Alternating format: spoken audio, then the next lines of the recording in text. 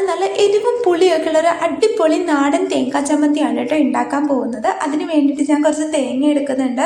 അതേപോലെ തന്നെ കുറച്ച് വറ്റൽമുളക്, ചെറിയ ഉള്ളി, വെളുത്തുള്ളി, കാന്താരി മുളക്, പുളി, ചെറിയ ജീരകം ഇവയൊക്കെയാണ് എടുക്കുന്നത്. ഇനി ഒരു മൺചട്ടി എടുത്തിട്ട് അതിലേക്ക് കുറച്ച് വെളിച്ചെണ്ണ ഒഴിച്ചു കൊടുക്കുക. എന്നിട്ട് ആ വെളിച്ചെണ്ണ ചൂടാകുമ്പോൾ അതിലേക്ക് കുറച്ച് വെളുത്തുള്ളി ഇട്ട് കൊടുക്കുക. വെളുത്തുള്ളി ഒന്ന് ചൂടാകുമ്പോൾ നമുക്കതിലേക്ക് ചെറിയ ഉള്ളി ഇട്ട് കൊടുക്കുക കേട്ടോ. എന്നിട്ട് ചെറിയ ഉള്ളിയും വെളുത്തുള്ളിയും കിടന്ന് ഒന്ന് ചൂടാകുമ്പോൾ അതിലേക്ക് വറ്റൽമുളക് ഇടാം. ഈ വറ്റൽമുളകിൻ്റെ കളർ ഒന്ന് ചെറുതായിട്ട് മാറുമ്പോൾ അതിലേക്ക് ചെറിയ ജീരകം ഇട്ട് കൊടുക്കാം. ഇവയെല്ലാം കിടന്ന് ഒരു മിനിറ്റ് വഴറ്റിയതിന് ശേഷം നമുക്ക് പുളി ഇട്ട് കൊടുക്കാം കേട്ടോ. എന്നിട്ട് ഇവയിലേക്ക് നമുക്ക് നേരത്തെ മാറ്റി വെച്ചിട്ടുള്ള തേങ്ങ ഇട്ട് കൊടുക്കാം. കുറച്ച് ഉപ്പും ഇടാം കേട്ടോ.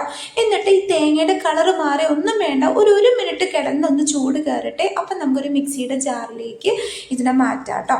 എന്നിട്ട് ഇതിലേക്ക് നേരത്തെ എടുത്ത് വെച്ചിട്ടുള്ള കാന്താരി മുളക് കൂടെ ഇട്ട് കൊടുത്തിട്ട് നമുക്ക് ഇതിനെ ഒന്ന് അരച്ചെടുക്കാം.